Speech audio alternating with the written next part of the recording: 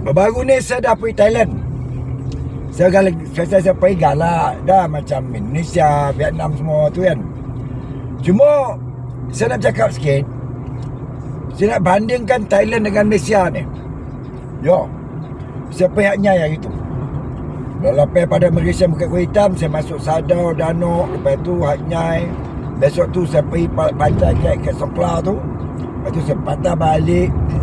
Saya jumpa dengan kawan saya daripada orang Thailand lah kan. Saya tanya dia orang, majoriti penduduk di sini kaum apa? Itu ya kan. Dia kata kaum Cina bang, kaum Tionghoa. Kaum Tionghoa. Habis saya tak nampak pun tulisan Cina ni. Memang bang, Thailand dia lebih utamakan bahasa ibunda, bahasa kebangsaan mereka dan tulisan-tulisan mereka. Walaupun Cina banyak, kat situ ada Universiti Taksin kan.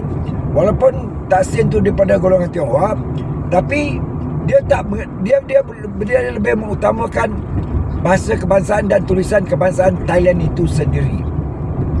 Walaupun dia boleh gunakan, dia boleh arahkan guna tulisan Cina semua boleh, sebab dia bakal Perdana Menteri dan anak dia sekarang ni adalah Perdana Menteri di Thailand kan. Itu beza dia kan. Tapi kita beza pula dengan negara kita yang di Malaysia ni kan. Masih nak dewi bahasa lah, itulah ini, tapi bukan tak boleh, boleh. Tapi utamakan dulu bahasa kebangsaan kan. Bahasa Malaysia itu penting kan. Ini saya nak bagi ingatan ni kepada pemimpin-pemimpin atas-atas ni yang jadi mentori ni, termasuklah Menteri Pendidikan ni. Cuba cari satu jalan kita nak memperjuangkan bahasa kebangsaan ni dengan lebih kuat. Ini adalah alasan nanti pelancong Cina datang, tak ada bahasa Cina, kita dia tak faham. Thailand tu betul boleh. Thailand, Korea, Jepun tak ada pun masalah. Yang menimbulkan masalah ni adalah rakyat, pemimpin kita sendiri.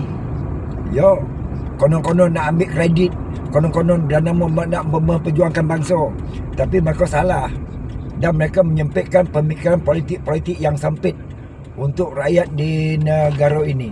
Itu masalah dia yang sebenar berlaku. Saya kan ada perpecahan antara kaum. Ini punca dia kan. Tapi saya mintalah pada kerajaan yang ada hari ni, cuba ubah suai sikit.